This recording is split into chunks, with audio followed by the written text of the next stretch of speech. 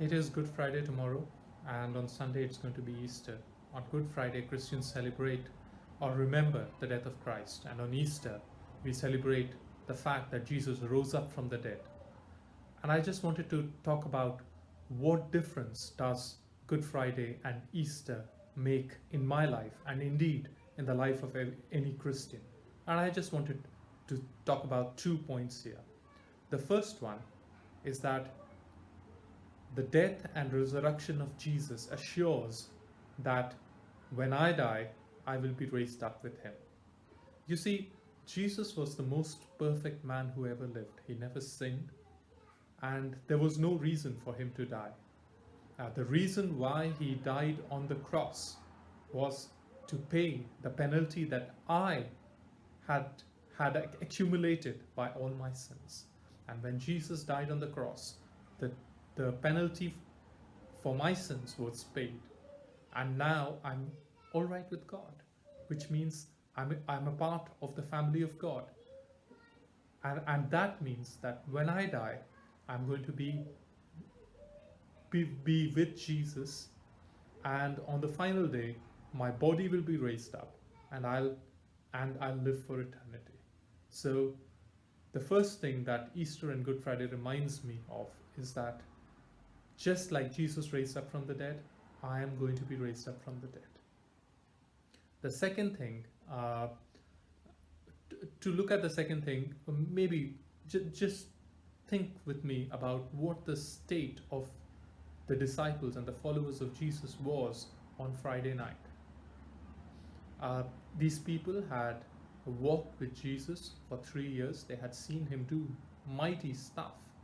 They had seen him feed 5,000 people with just a few loaves and a few fish. They had seen him raise the dead. They had seen him heal people. They had seen him walk on water and still the storm. And they thought that this guy was something special, something great. They had seen Jesus teach with authority that they had never seen before. And just on the Palm Sunday before, they had seen that Jesus received a royal procession into Jerusalem. And the expectation, of course, was that Jesus was going to free them from the bondage to the Romans. And yet on Friday night, Jesus was dead. He was crucified, and his body lay in a tomb. There was never a darker night than that night.